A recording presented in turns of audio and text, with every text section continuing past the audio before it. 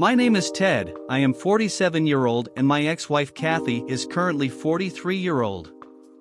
It all began when I was 27 years old, and Kathy was 24. We were both at a local music festival, and our paths crossed in a way that felt like destiny. The festival was buzzing with excitement, and the music was infectious. I found myself drawn to a particular band playing on the main stage, and as I joined the crowd, I noticed a group of friends who seemed to be enjoying the music as much as I was. Kathy was among them, her eyes sparkling with the same enthusiasm that had drawn me in. Feeling a burst of confidence, I struck up a conversation with Kathy and her friends. We chatted about our favorite bands, shared our festival experiences, and quickly discovered that we had a lot in common. Kathy had a magnetic personality, and her laughter was infectious. We couldn't stop talking, and it felt like we'd known each other for years rather than just a few minutes. As the festival continued, Kathy and I spent more time together. We danced, laughed, and enjoyed the music, creating memories that would last a lifetime. We even ventured to try some of the festival's unique food offerings, sharing the excitement of new tastes and experiences. By the end of the festival, it was clear that something special had sparked between us. We exchanged contact information, promising to stay in touch. In the weeks that followed, we went on more dates, exploring our shared interests and deepening our connection. Our love grew, and it was clear to both of us that we were meant to be together. After several years of being a couple, I decided to ask Kathy the most important question of my life. I took her back to the same music festival where we had first met, and there, amidst the music and festivities, I got down on one knee and asked her to marry me. With tears of joy in her eyes, Kathy said yes. 20 years later, we have one son who is working with me in our garage, two more who are 10 and 12 years old. Kathy used to work as a hairdresser and I used to work at an auto repair station. I happened to inherit that from my father, and after so many years I plan to retire from here. Coming back to my wife, she had always been a pillar of strength for me. And never in my life I thought one day we will be separated. Over a period of time, she has evolved from being a small-town girl to a metropolitan babe. Her dressing sense had evolved, she used to wear short skirts and some cleavage popping out. She has a good following on Instagram and TikTok.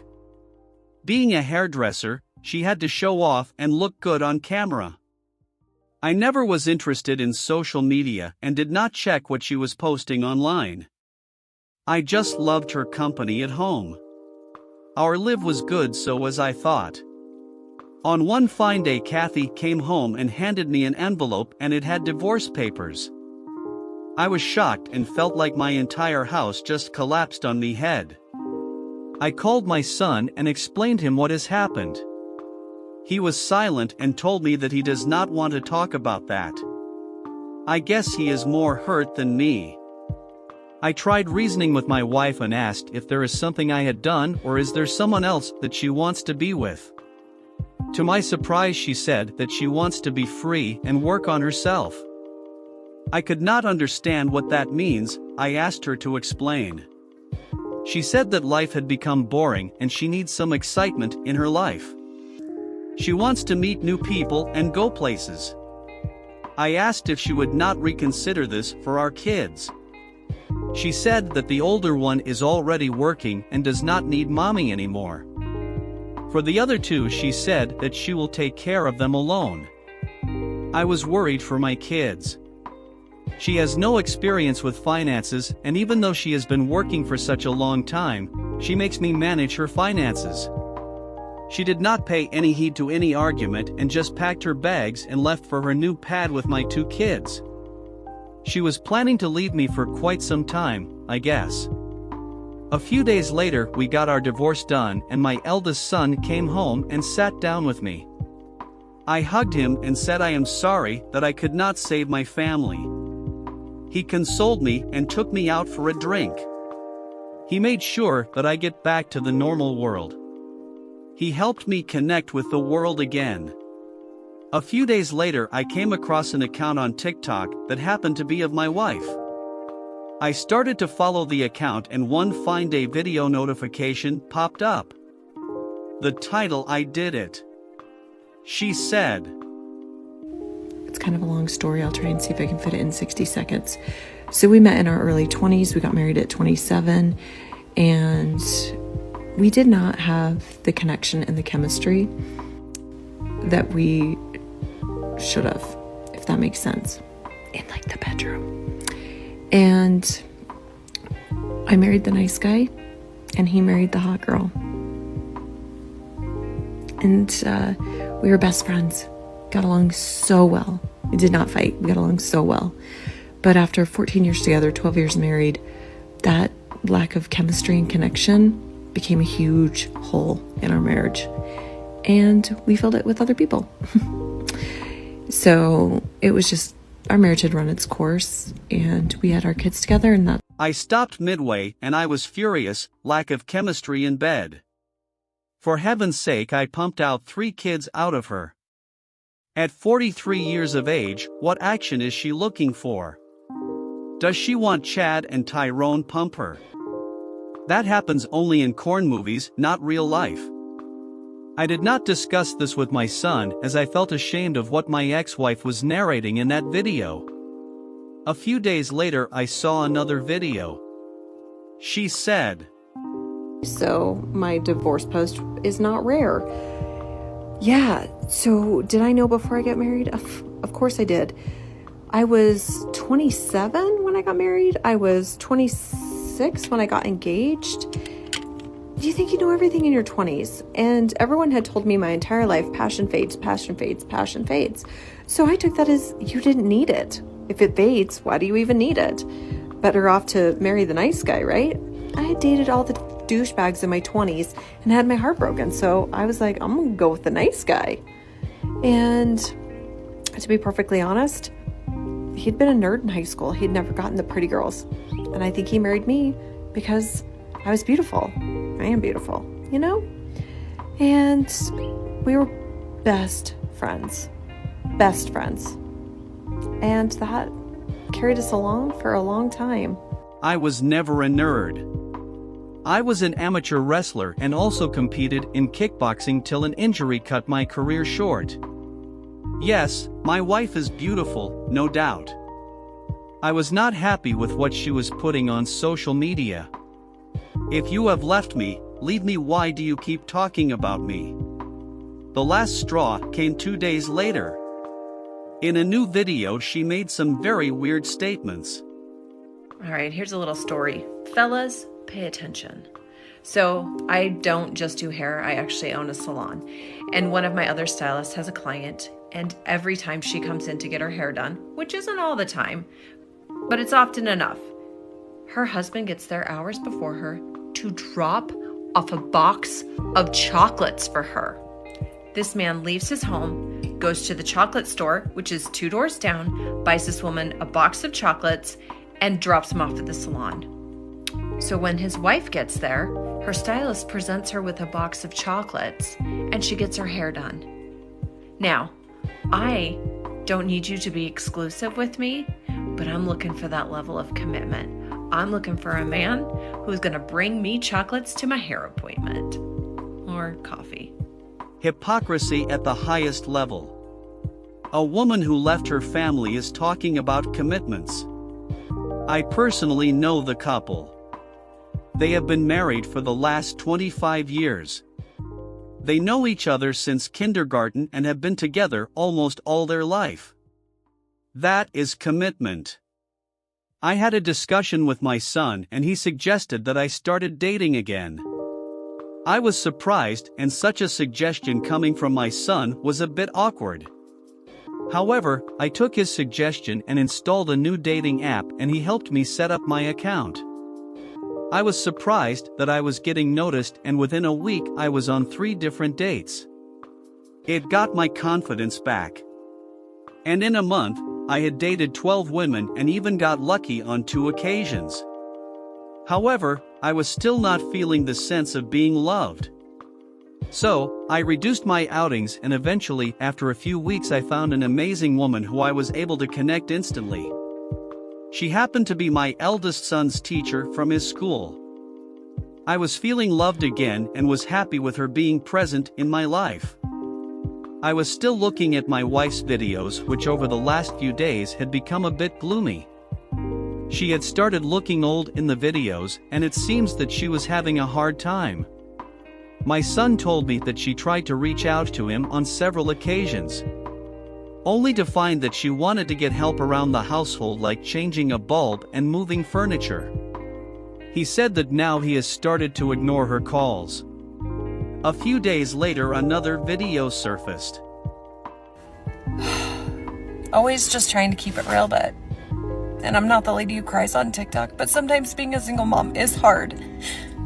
Because you don't have anybody else to rely on except for yourself. And so my hot water heater went out, and I now have to miss my youngest son's flag football game, which I only get to go to every other week because I work on the weekends that I don't have them.